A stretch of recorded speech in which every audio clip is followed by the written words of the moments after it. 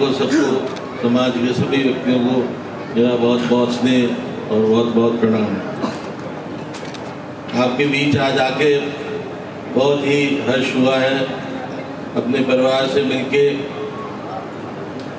लबुआ का नाम मैंने बचपन से सुना था, लेकिन आज अवसर प्राप्त हुआ और इसके लिए मैं बहुत आभारी हूँ राजकुमार देवेंद्र सिंह जी का, जिन्होंने पूरा आग्रह करके और ये सुनिश्चित किया कि आज मैं आपके बीच में आ सकूं।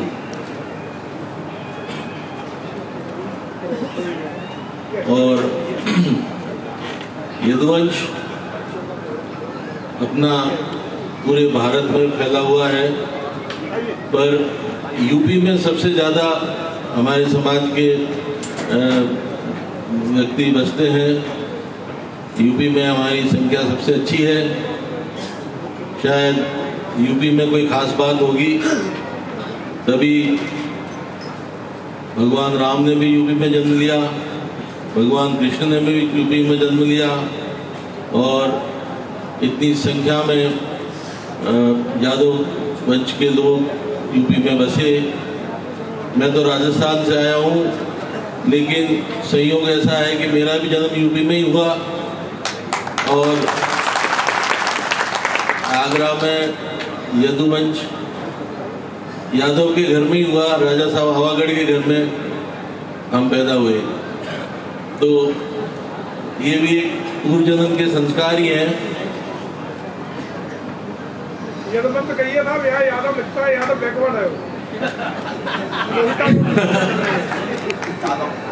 हरिवंश पुराण में आप ही यादव हैं, आप ही जादव हैं और आप ही जो भी है कृष्ण के वंशज, तो आप ही हैं। क्या बात। इसलिए जो कुछ भी कहें, लेकिन जो सत्य है वो सत्य ही रहेगा। जो पुराणों में लिखा है वही सत्य माना जाएगा।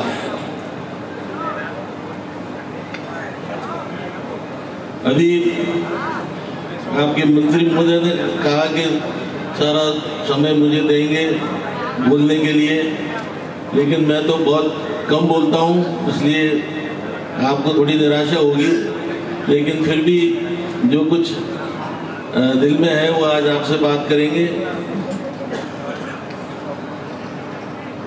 मैं एक समाज के उसमें गया था, पश्चिमी राजस्थान में राठौड़ वंश की कोई शाखा है, उसका वंशावली का पुस्तक का विमोचन हुआ और वो लोगों ने अपनी अपनी गाथाएं, वक्ताओं, सभी वक्ताओं ने उनकी अपनी लड़ाइयों के बारे में बताया, उनके पूर्वजों के किस्से बताए, किसने कितनी लड़ाइयाँ जीती, किस उम्र तक लड़े और कितने काम आए लड़ाई में, वो सब बताया। तो आखिर में मेरे से कहा कि आप कुछ बोलो। मैंने कहा मैं तो ब्रिज से आया हूँ, मैं क्या बोलूँ, आप तो सब योद्धा लोग हो। तो नहीं, आपको कुछ कहना ही चाहिए। मैंने कहा हमारी लड़ाई तो कुछ और ही थी, हमारे तो यदुवंश है, भगवान कृष्ण के हम वंशज हैं। भगवान ने तो, हमारे ईश्वर ने तो बिना हथियार उठाई महाभारत जीत लिया था। आप लोग तलवार को पूजते हो और आपने इतिहास में सिर्फ तलवार पूजा है, हमने तो बंसी को पूजा और बंसी वाले ने हमारी तो पार लगा दी। तो जैसा कि देवेंद्र सिंह जी ने कहा, ये शक्ति की भूमि है, शक्ति का यहाँ पर निवास है और वहाँ सती की भी भूमि है, शक्ति की भी है। लेकिन जहाँ इतने यादव बस गए, जहाँ इतने जादौन बस गए, वहाँ कृष्ण तो होंगे होंगे। तो ये तो सभी यहाँ आ गए, शक्ति भी है और कृष्ण भी है, सभी है। इसलिए आपकी बहुत पावन भूमि है और यही वजह है कि यहाँ से सब लोग इतने तरक्की करते हैं। जो आपने अभी डॉक्यूमेंट्री देखी, वो एक अलग तरह का संघर्ष था और उस संघर्ष में देवेंद्र सिंह जी योद्धा थे और योद्धा होकर उन्होंने विजय पाई। जो चुनाव होते हैं वो एक अपनी तरह का संघर्ष है, उसके भी योद्धा मेरे पीछे 3 विराजे हुए हैं। ये लोग सब विजयी योद्धा हैं। राजा साहब अदावर मंत्री रह चुके हैं, जयवीर सिंह जी मंत्री हैं, रानी साहब मंत्री रह चुकी हैं। एक लबुआ ने 3 मंत्री निकाल दिए। आप देखिए तो कितना यहाँ का यश है जमीन पर। जब जयवीर सिंह जी बोल रहे थे तो मुझे लग रहा था कि हमारे राजस्थान में ऐसे क्यों नहीं मंत्री होते हैं, क्यों नहीं हमारा पर्यटन मंत्री इतना कुछ करता है। हमारे कैला देवी में 30 लाख आदमी आते हैं, अधिकतर यूपी से आते हैं। अधिकतर मेला जो लगता है उसमें अधिकतर आदमी यूपी के हैं। राजस्थान सरकार तो देती ही नहीं उसमें। यहाँ एक मंदिर में ही 200 करोड़ दे दिए इन्होंने।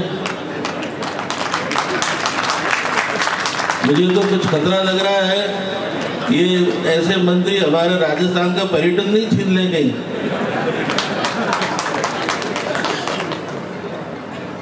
और मेरे परिवार का आपको थोड़ा सा छोटा सा परिचय दे दूं।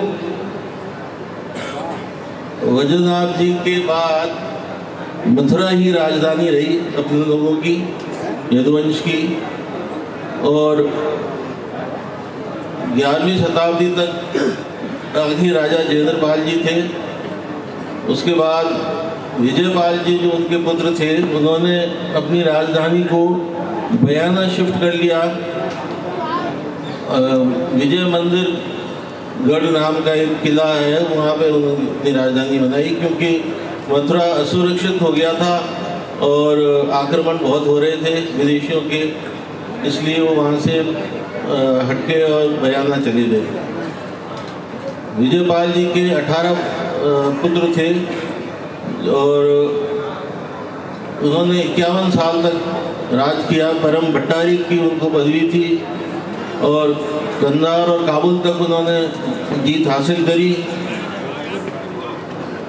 आखिरी लड़ाई में जो कनावर की लड़ाई थी उसमें उनके 18 में से 11 पुत्र काम आ गए, शहीद हो गए, और जो बाकी 7 बचे वो फिर उन्होंने अलग अलग दिशाओं में जाके शाखाएं काम अपनी अपनी वंशावलियाँ कायम की।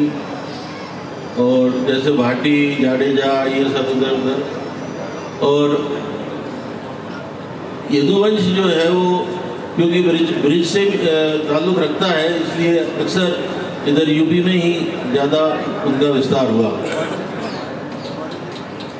हम लोग सभी जगह हैं, पूरे देश में हैं, लेकिन आपस में इतना मिलना जुलना नहीं है, इसलिए हमारा जो है वो एक संगठन बहुत बड़ा नहीं बना है। लेकिन अगर हम बनाएं तो ये कोई छोटा मोटा नहीं होगा, बहुत बड़ा संगठन हो सकता है। और इस पर हमको विचार करना चाहिए कि जितने भी हमारे यदुवंशी हैं उनको हम सब कैसे एक साथ इकट्ठा करें, कैसे परिचय कराएं, कैसे एकजुट हों। ये सब आज के युग की यही मांग है कि संगठन ही सबसे बड़ा वो अपना जो है अस्त्र है, शस्त्र है, सब कुछ है, वो संगठन से ही है। और उसके लिए हम काम करते रहें। मुझे बहुत खुशी हुई और ताज्जुब भी हुआ कि आप लोगों में कितना अनुशासन है कि 3 घंटे से आप इस गर्मी में बैठे हुए हो और मुझे 2 आदमी भी उठ के जाते हुए नहीं दिखे। मैं इतनी देर से देख रहा हूँ। हम और जगह देखते हैं, कई जगह तो आधा सा पंडाल खाली हो जाता है। इसलिए आप सबको मैं बहुत बहुत धन्यवाद देता हूँ कि आपने इतनी धैर्य से और इतनी अनुशासन से और सबसे बड़ा प्रेम से, इतना मोह और इतना प्रेम आपने दर्शाया कि 2 आदमी भी यहाँ से नहीं गए और सब गर्मी बर्दाश्त करके, और हमारे को आपने जो इज्जत दी, जो स्नेह दिया, उस सब के लिए मैं आप सबको बहुत बहुत धन्यवाद देता हूँ। और कैला मैया और मदन मोहन जी जो हमारे यहाँ के मुख्य मंदिर हैं, उनका आशीर्वाद, साथ ही हमारी जो यदुवंश की जो कुल देवी है अंजनी माता, उनका भी मंदिर करौली में है और बहुत प्राचीन मंदिर है और बहुत अच्छा छोटा सा मंदिर है जिसमें अंजनी देवी हनुमान जी को गोद में लेकर दूध पिला रही हैं। ऐसी बहुत सुंदर मूर्ति है। आप लोग कभी भी करौली आए तो जरूर अपनी कुल देवी के दर्शन करें और सबको बहुत बहुत धन्यवाद। और